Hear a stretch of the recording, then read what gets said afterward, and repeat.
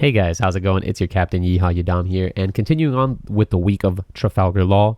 Man, I'm so proud of myself for learning how to say that. We're going to be doing a match versus Rob Gucci, right? So Rob Gucci is the new black leader from set 3, which is supposed to, by his leader ability, be more board-centric and board-aggressive than the Smoker character. Maybe not as aggressive, but definitely more board-centric.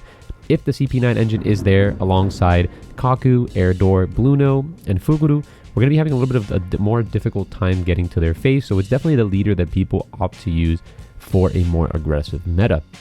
Now, again, this is part of my playtesting, so I wanted to go ahead and find out just exactly how Trafalgar Law, which is now just become like a super aggro deck, can manage versus the very coveted black deck of the new set. So with this video, I guess we're going to be going ahead and trying that out. Now, I believe we already did the dice roll here. We've already done our mulligan. We're about to start off the bat, and my opponent did win the die roll, which allows him to go ahead and pick going second.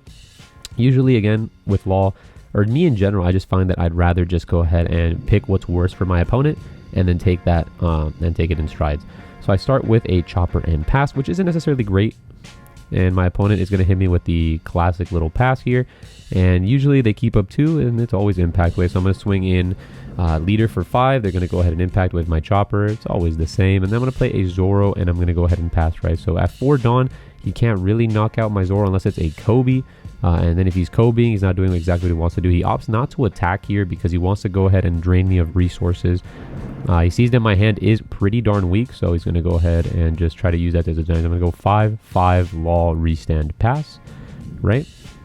So this is just playing out the big cards in my hand because I don't seem to have any of like the exact Law shamble shenanigans. This is a much slower start for me, but fortunately if I do have a nice 1-3-5, right, and I am able to capitalize on that while also applying pressure. So my opponent goes down to 4 life, which is pretty good for us. He goes double Kuzan, which is not great for us, but you gotta do what you gotta do.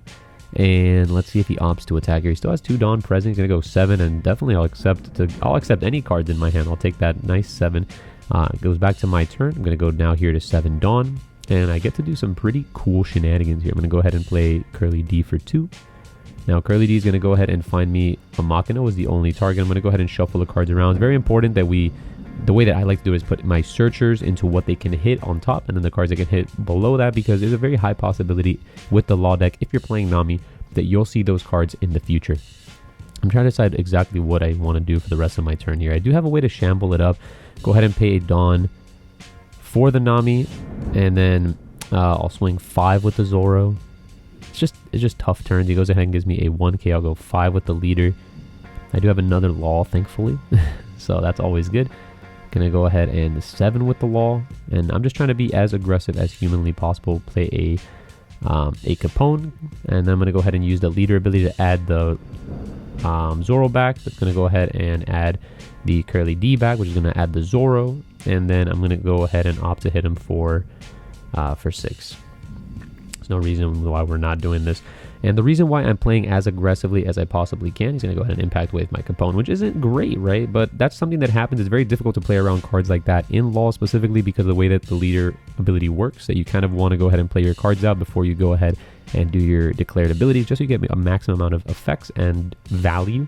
Very similar to how Luffy does things, and still gets punished by it. So he's going to go 6 at my Law while also minusing my other Law, and I'm going to go ahead and decide if I want to defend here. Now, losing my Capone makes it so that it's a little bit easier to go ahead and pressure me, and the reason why I wanted to apply so much pressure on the last turn is because I wanted my opponent to drop cards out of his hand for Robert's effect. So he's going to go ahead and play 5 for a Garp. He's going to go 6. Do think I defend this one as well. I do have very limited resources in my hand at this point in time, but my opponent is at 2 life with after he uses the Garp ability. He's going to be at a very low hand size. I'm going to go ahead and pitch one more. I'm going to pitch that Curly D. He's going to go use Garp, pitch a card, pop, opt to restand, pitch 2 more. So he's going to go ahead and minus 4 cards out of his hand this turn in order to push through this Law, and I only have these 2 cards in hand, and I think I need to defend this Law as much as humanly possible. Right, he still has 1 Dawn available that he can go ahead and sink in with the Kuzan, and I want to see if he does sink it in. So he goes here, and then I opt to block that one, right? So it was either defend the Zoro. I mean, it creates the same scenario, right? If he goes, if I pitch the Otama to defend the Law, he's going to go ahead and then just 6 me. Now that's a great top deck for us. We definitely needed a card that got us some cards in hand. So I'm going to go ahead and add the Law to my hand. So I have that. I'm going to use its ability to pump this up by 1. And yeah, it's just going to be declare attack, hard summon Law. Now, I do have to respect his board to some extent because of the fact that if he is able to, like, I can't beat him right here, right? There's no world where I can just attack my Zoro, my leader, and then Zoro again off of the Law restand and win the game just like that. So I do have to put a little bit of respect and on his hand size. If I also get hit with another card in life, it's not going to be great for us. So I'm deciding exactly how to do this. I'm going to go ahead and swing 6 at life, trying to pressure a 2k here, right? And depending on how he responds to this, it's exactly how I'm going to go ahead and play out the rest of my turn. He opts to take this, which isn't great. It's also no trigger, unfortunately. And then I'm going to go ahead and place a Dawn. I'm going to go 7 at the Kuzan.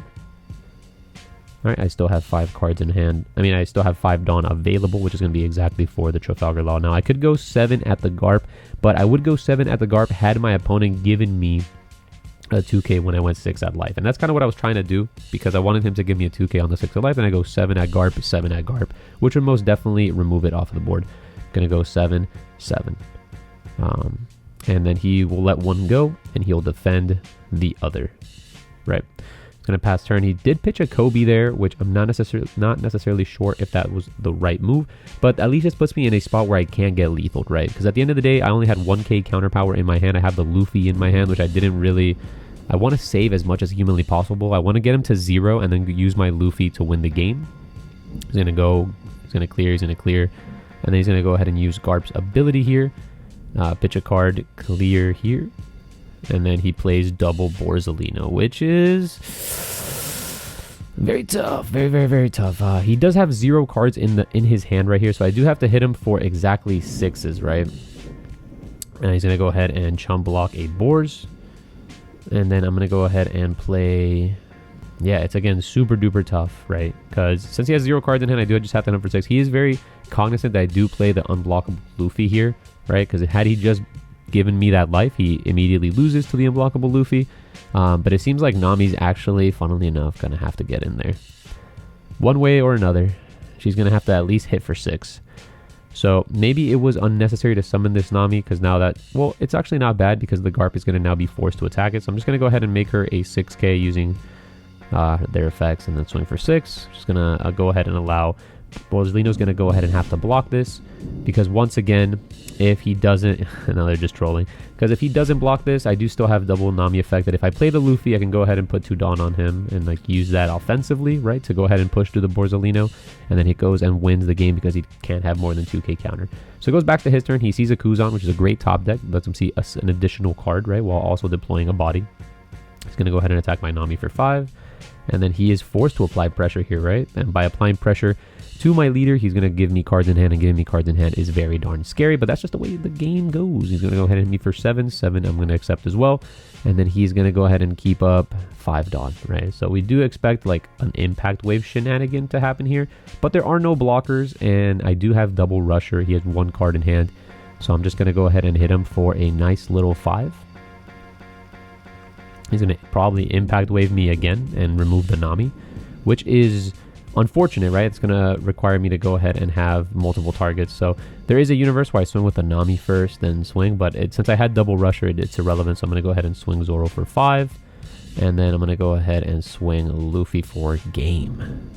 That's going to wrap it up for us for today's video. If you guys like this video, make sure to hit that like button. If you have anything you want to talk about or discuss in this video, don't forget to leave a comment. And as always, if you haven't joined the Pirate Crew and are thinking of joining, hit that subscribe button for more One Piece content. And I'll see you guys on the next one. Peace.